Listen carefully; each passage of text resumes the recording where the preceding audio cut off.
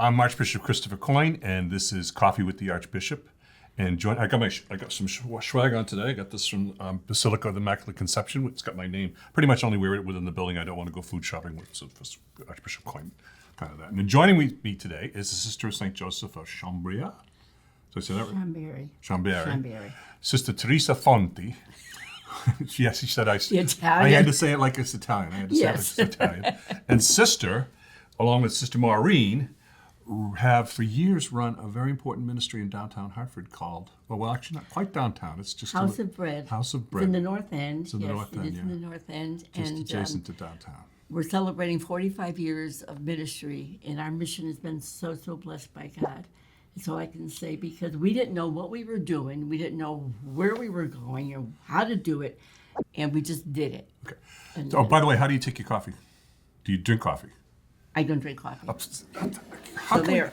Okay, happens. thank you. You're like the fourth person. It smells good. It is good, but you're like the fourth person that's come, and I said, how do you take your coffee? And they say, I don't drink coffee.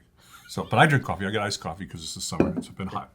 So, so I've been to House of Bread, and I've been to like the whole block. Yes. Because it's not just for our viewers, it's not just a food pantry or it's a thrift shop. You have a kitchen where you feed people lunch every day. You have sandwich outreach. There's a kind of a room in which people can kind of hang out and just relax during the weather. There's also down the street affordable housing. Yes, and that's where you met Sister Maureen, I believe. You came in the office. We have 27 units of affordable housing, and that was given a $2 million grant was given to us by the state of Connecticut. And we have opened it up as affordable housing, and we have a wonderful group of people living there, and they're so grateful for the opportunity to live there. Okay. Yeah. So 45 years, how did it start with you and Sister Maureen? Where did it start? I have to go back to a dear friend. Bishop Razaza was working at Sacred Heart Church. I was working at St. Michael's Church in North Hartford. Maureen was working in New Britain, St. Maurice's Church, and she was doing DRE activity. So I called Peter and I asked him, I said, I know him through Nick Cesaro, who's also a friend of ours. And I said, Peter, we're thinking of starting a soup kitchen because people are always coming to our door looking for food. And he said, well, you know what, I can offer you my teen center. Now, the teen center had no heat and no running water. Now, it was December 17th. So you're like the Holy Family. He's sticking you in a manger. It will give you a few cattle and sheep to keep you warm. So anyway, so we went there and we laughed. And remember the guy, Sixto, who was this custodian, and he would go down and get us a big bucket of water for the coffee. And not many people came. It was off the beaten track. So Eli Street is off Sacred Heart Church. And so someone told us about, one of our clients told us about an empty former cafe that used to be a little luncheonette area. And we moved to High Street. Mm-hmm. And High Street was there was a rooming house above us, and the owner next door was a package store owner, Carl. Well, that's handy. And he said, well, I'll rent it to you for $100 a month. I said, well, we can handle that. Now, we had no money. You know who gave us our first $3,000? Father Conifrey. Okay, may he rest in peace. May he rest in peace, yes. And that was it. And we had a few little dollars we were playing with. And so, and we also used to go to Dunkin' Donuts for day-old donuts. And he said, as long as you pick them up and return the tray, you can have these donuts every day. So I didn't mean to rhyme that, but it did rhyme. Anyway. And you mentioned my favorite coffee too, Dunkin'. Dunkin', it is your favorite coffee. It's my favorite go-to coffee in New England. I enjoy going there too. But you don't get coffee. I don't drink coffee. Thank you for reminding me. Anyway, so we would use their day-old donuts every day and stop by on the way in from New Britain, and Maureen and I were living there at the time. But soon, by 1980, we had established ourselves as the House of Bread. And, you know, House of Bread means Bethlehem. Mm-hmm. Did you realize that? Bethlehem. Yes, and we had a beautiful prayer that we always use. Rightly was Christ born in Bethlehem, but it was a prayer of St. Gregory. Mm-hmm. And we've used that several times in our history. And it's been a miracle story. I can't explain. We had nothing. We didn't have a plan. we just wanted to serve the hungry, and people came. So it's always been just at lunchtime, right? We have a breakfast too. We You have do a breakfast. breakfast in the mornings, 8 to 9 is breakfast, and it's always a nice breakfast. You know, it could be eggs, it could be pancakes, a bacon, whatever, grits, whatever. So our numbers are up, and we're seeing a lot of newcomers. What's happening is a lot of people are coming to the city because the services are there. And in the years that we've been in our ministry, I mean, the old timers still come back.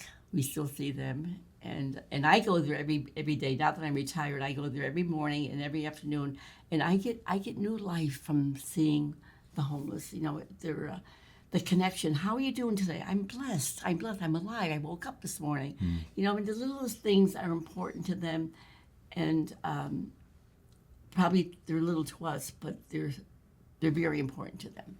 Yeah, so you've got a great setup now. You get that beautiful kitchen, and you got a cook that can take care of putting out good food every day, and you got people coming in to serve it. I was there a couple of weeks ago. You were? serving. Yes, I remember I was that I was very the well. dessert person, so I get to just here's a day-old donut, It's a Yo donut. So, in keeping with tradition, and Yes. cookies and all that, and then we probably put about 120 meals out, I think. Easily. Yeah. Easily, 120 And it was meals. hot that yeah. day, too. Yes, and it's, toward the end of the month, it gets a little heavier, more heavy. You get you're starting to numbers. see apartment poor too. People that they don't have a lot of money left over after they pay for where they're living, and they kind of No, just and many of them are they're living not necessarily outside. unhoused. You know, They and just many are living out. They have their own little encampments. Yeah. They establish a few people. yeah, but it's not just for our viewers' sake. It's not just people who are unhoused or homeless. No. It's people who are just on the edge, just getting by, Right. and at the end of the month, they just sometimes don't have Right. enough left over to eat. So they come and they find something to eat. But you also have a thrift shop, which the- you were trying to sell me some statues or something. I said, I've got so many statues. I got statues, and You said you want to give away some So, places. hey, I want some of our statues. I'll give them to you. Yeah, we have a thrift store, and you know what it seems like? Probably parents who have passed, and the kids going to clean up their house, and it's china. It could be anything, Yeah. and we have floral bouquets. It's just a little income, and it provides for the neighborhood. Yeah. And So the prices are right. you received some good grants from the Archdiocesan Appeal, Archbishop's we do. Appeal, and also people are very generous to you. But if any of our viewers would like to help the House of Bread, I mean, you can't miss the House of Bread, Hartford. Just type it in. Do you have online giving? We do. Okay. Yes. So there's online giving, but you could also just send a check to House of Bread. Because 27 that Chestnut helps. Street. The other thing is your what I thought was kind of interesting is your gleaners, in the sense that a lot of the local produce people or stores will send you products Right. that are still good, but they can't really sell them because they're close to post date. Right. Food Share is a big nonprofit as well in the city, and we go there at least twice a week to pick up odds and ends, and they're a big provider for us, a big help to us. And then Trader Joe's, Trader Joe's is also a contributor to the House of Bread. They clear their shelves off at night, and we go in every day and we take what they leave out for us. Nice. So You and Sister Maureen have been such a blessing to that neighborhood, and hopefully people will reach out and be generous, so you continue to serve the people on the margins, people on the needy, and the Yes. needy. Yes, and in a state where there's as much wealth as there is in Connecticut, in the United States, it's a shame that there's hunger what's out there. happening in our country? It's yes. it's a very complex issue. There are people who don't want to be housed, No. and so you have to take care of them. You're But there right. are I people mean, who are not for any Right, fault there's of some their own. individuals, I keep on saying to one of our guests, I said, why don't you go back home to Vermont? He said, no, everything's here that I need, But I said, but your grandmother's worried about you. So you get to know them personally, some of their stories. And yesterday, a lady came in, and she lives in a doorway. And that's her home. That's where she sleeps at night.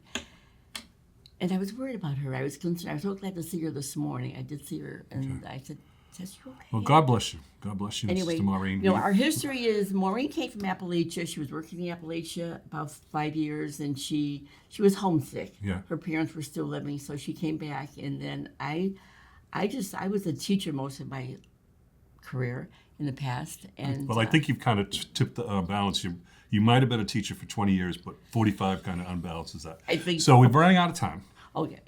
But I want to thank you for coming in Well, thank you and for sharing your your story. donations. We are so grateful for your I know. contribution to the house. Every time I go there, I send them a check. Just like, she says, "Do you think you could come more often? Do you think Come you more could come more often. often?" Can you come more often?